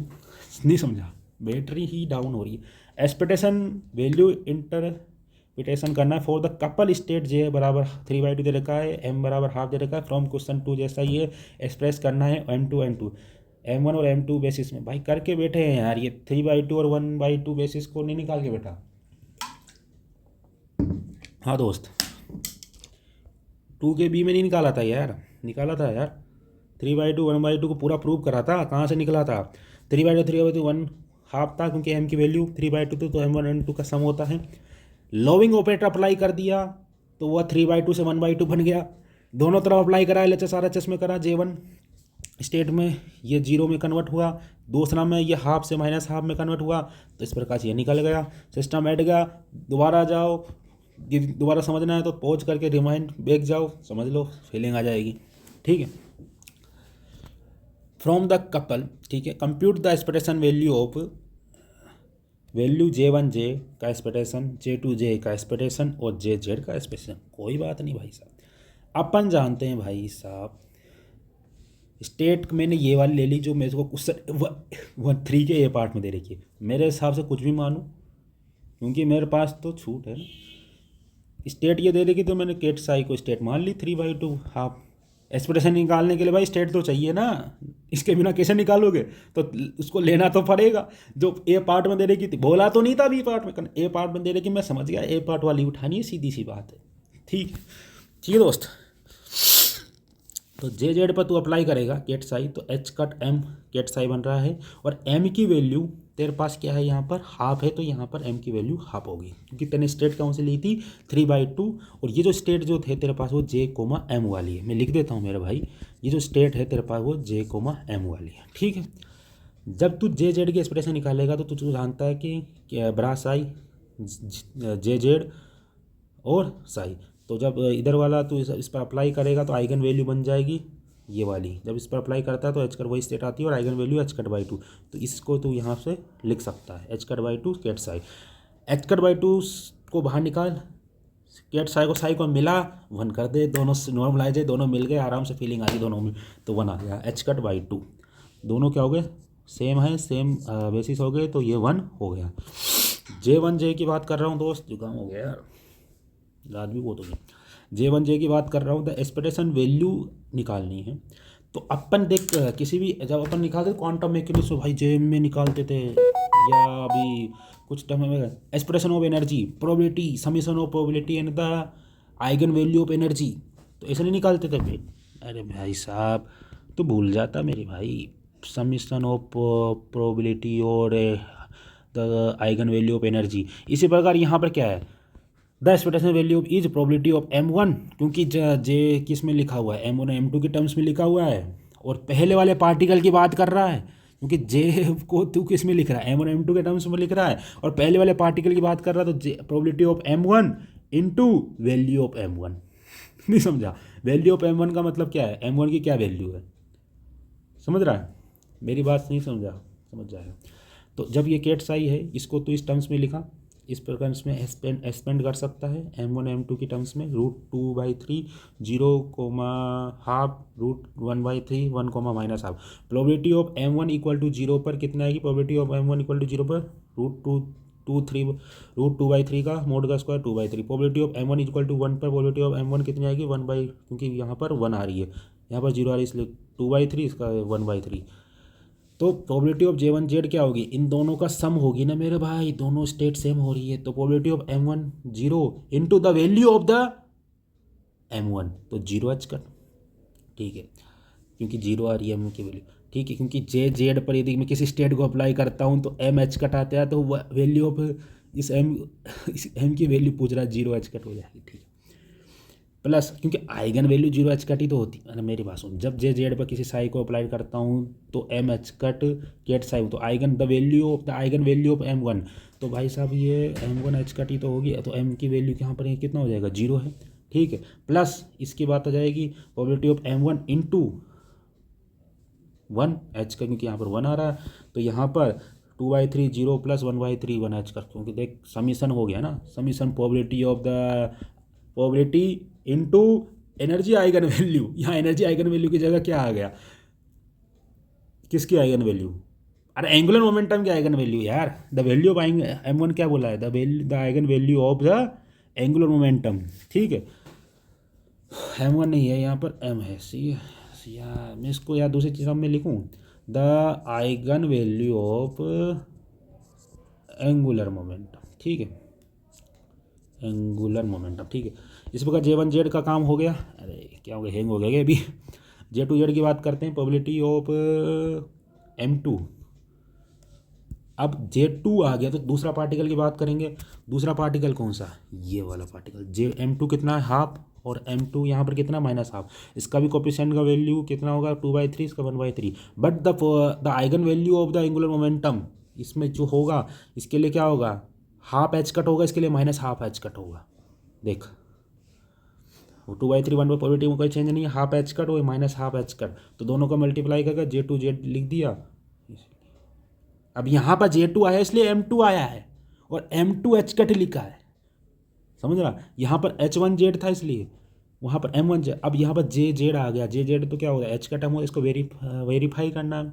अब देख चेक भी कर सकते हैं कि टोटल जो एंगुलर मोमेंटम होता है वो J1Z और J2Z के सम होता है, तो 1/3 एच कट आया था, 1/6 एच कट, तो इसका सम जाएगा 1/3 एच कट, जो शुरुआत में जो अपन निकाला था उसके ही इक्वल आ रहा है, नहीं आ रहा मेरे भाई, उसके इक्वल आ रहा है, नहीं आ रहा, अरे सिस्टम बैठा नहीं बैठा, सिस्टम बना देंगे, मज़ा आयो ना आयो मेरा भाई, राजस्थानी में बोला तो का ही कर रहे हो, अच्छा केम छो, वेरीफाई करना है, सी वाला पार्ट पूछ रहा है, वेरीफाई करो एक्सपेक्टेशन वैल्यू ऑफ J को एच का टर्म, देख भाई एस ने फिगर बी पार्ट में तीसरे के एक्सपेक्टेशन वैल्यू जो थी वो हाफ एच कट आई, ठीक है, अपनी जो स्टेट अप्लाई कर रहे थे J3/2 हाफ स्टेट अप्लाई कर रहे हैं, सो इसलिए M की वैल्यू हाफ होगी, तो एच कट M जो होता है वो एच कट हाफ मतलब H/2 होगी, तो वेरीफाई हो गया है कि जो एक्सपेक्टेशन वैल्यू ऑफ J जो होता है दोस्तों की किसके इक्वल हो गया, हाफ एच कट के।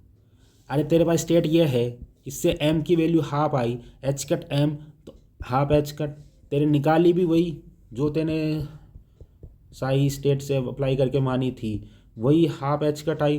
तेने इस सिस्टम से भी वही निकाल ली, क्योंकि आनी चाहिए एच का टाइम, तो एम की वैल्यू हाफ है, तो भाई दोनों वेरीफाई हो गया, सिस्टम बैठ गया ना।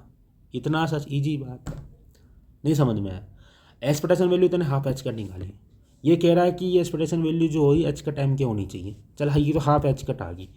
ये जो स्टेट थी इसमें एम की वैल्यू कितनी है, हाफ, तो हाफ हो गया ना, एम की वैल्यू हाफ रख दे, L H is equal to R H S बात पर। तो इट इज़ अप्रूव इति सिद्धम। डी पार्ट कह रहा है कि भाई लास्ट पार्ट है, चलो ख़त्म तो हो गया कम से कम। The discuss how the distribution of amplitude in the M1 M2 basis determine this average. तुम एम्पलीट्यूड को क्या बता रहे हो यहाँ पर? तुम जब इस स्टेट को जब इन टर्म्स में लिख रहे थे ना मेरे भाई, देख इन टर्म्स में लिख रहे थे ना, कहाँ गया मेरा भाई साहब वो स्टेट, कहाँ गई मेरी स्टेट कहाँ गई रे, कहाँ गई? अरे ये इसको थोड़ा हाईलाइट कर देते हैं ना यार, थोड़ा सिस्टम बिठाते हैं, ये थोड़ा हाईलाइट कर दिया, ओ मज़ा आ गया। यहाँ पर जो एम्पलीट्यूड तुम्हें दिख रहा है √3/2 और ये 1/2, ये मेरे क्या है मेरे दोस्त, एम्पलीट्यूड है। ये मेरे क्या हैं, C1 C2 एम्पलीट्यूड है, समझ रहा है? इसको कॉपी कर लेते रहे यार, यहाँ से वहीं ठोकते हैं लास्ट में, मज़ा है। कॉपी करा, सिस्टम बैठा है तो सिस्टम क्यों नहीं बैठा है, कहाँ गया ले मेरी जान मन, कहाँ गई कॉपी? अरे साला कॉपी का सिस्टम कहाँ गया? पेस्ट हो गया, अच्छा हो गया, हाँ चलो हो गया। देख यहाँ पर क्या है, देख पूछा गया है तुझसे मेरे दोस्त कि डिस्कस करो how the distribution amplitude in the M1 and M2 basis determine this average. देख एम्पलीट्यूड तेरे क्या है, ये √3/2 1/3 है, ठीक है, 1/3 और ये √3/2 है, ठीक है। अब इन एम्पलीट्यूड की प्रोबेबिलिटी तू आराम से निकाल सकता है, 2/3 होगी, 1/3 तेरा पहला काम हो गया है। अब तुझे क्या करना है कि एवरेज का क्या मतलब होता है, एवरेज का मतलब होता है एक प्रकार से एक्सपेक्टेशन निकालना। तो प्रोबेबिलिटी से तू एक्सपेक्टेशन निकाल सकता है। तेने एक्सपेक्टेशन किसकी निकाली है, जेड की एक्सपेक्टेशन निकाली है, J1 जेड की एक्सपेक्टेशन निकाली है, J2 जेड की एक्सपेक्टेशन निकाली है। तो इस प्रकार से तू सबकी एक्सपेक्टेशन निकाल के रख सकता है, मतलब तेने सबकी एक्सपेक्टेशन निकाली तो एवरेज का सिस्टम बैठ गया। मतलब ये क्वेश्चन तुझे बोलना कहते हैं, एम्पलीट्यूड की बात करी तो एम्पलीट्यूड तेने निकाली, उनकी प्रोबेबिलिटी भी बात कर ली। एवरेज की बात करने को बोला था, एवरेज तेने तीनों का निकाल के बैठा हुआ है, तो कोई दिक्कत नहीं, मतलब तू वो चीज़ पूछ रहा है जो तू निकाल के ही बैठा हुआ है पहले। तो डिस्कस कर लिया भाई, कैसे डिस्ट्रीब्यूशन करोगे एम्पलीट्यूड को इन द M1 M2 में, भाई ये एम्पलीट्यूड ही तो है, इनको प्रोबेबिलिटी निकाल ले, डिटरमाइन दिस एवरेज। अब इसका देखो सारांश बताता हूँ, इसका फिजिकल मीनिंग क्या है कि प्रोबेबिलिटी इक्वल टू क्या होता है, एम्पलीट्यूड का मोड का स्क्वायर होता है, ठीक है। तेने एम्पलीट्यूड की बात कर ली, मतलब 67.7% ये चांस है कि तेरे पास M1 की वैल्यू 0 होगी, और से 33 पॉइंट, इसका मोड का स्क्वायर करूँगा तो 33.3 समथिंग जो चांस है तेरे पास M1 की वैल्यू 1 होगी। मतलब the weight average the expectation value of J1Z is just weighted the average of possible M1 H cut value where the weight for the eigen value. So the amplitude determine the probability distribution at this distribution directly determine the average value you get. मतलब सीधी सी बात है मेरे भाई, मैं ये कह रहा हूँ कि आपका कपल जो स्टेट है, ये 3/2 और 1/2 जो स्टेट आपने लिया है, J1Z और J2Z का आइगन स्टेट नहीं है, मतलब ये आइगन स्टेट नहीं है। मतलब कि J1Z को नापेंगे तो आपको कभी 0 मिलेगा, इसकी 66.7% चांस है, और आपको 1H कट मिलेगा, इसके 33.3% चांस है। और एम्पलीट्यूड तेरा √2/3 और √1/3 है।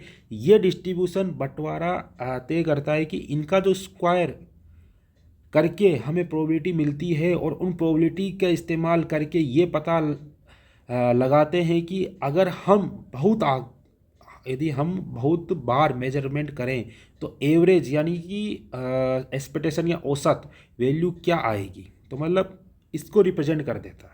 तो ये सब चीज़ें हैं, यही अपन ने डिस्कस करना था, ये अपन डिस्कस कर लिया है। ये भाई साहब कुछ नहीं है डी पार्ट में, ये सब चीज़ें बतानी है बस।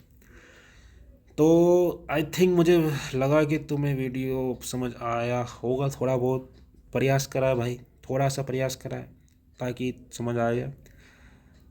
नहीं, मुझे पता है कि इतना तो अच्छे से समझ में नहीं आया होगा जी, कि फीलिंग आया है, मतलब वीडियो को देख कर ही मतलब लगे कि नेक्स्ट लेवल पढ़ा है, मतलब वो फीलिंग तो तुम्हें नहीं आई होगी। फिर भी भाई कैसा लगा वीडियो कमेंट करके बताना, ज़रूर बताना, मुझे अच्छा लगेगा। लाइक करो तो कर लो, नहीं तो डिसलाइक का भी ऑप्शन है भाई तुम्हारे लिए, हमारे लिए हाजिर है। तो बताना भाई कैसा लगा वीडियो। आई थिंक मुझे पता लगेगा कि अच्छा पढ़ा है या बुरा लगा या घास पीटी है। ठीक है, thank you watching the video. मिलते हैं भाई नेक्स्ट चीज़ में। और कैसी चल रही ज़िंदगी, सब बढ़िया मस्ती से? चलो भाई, चलो और सब ठीक ठाक, धन्यवाद।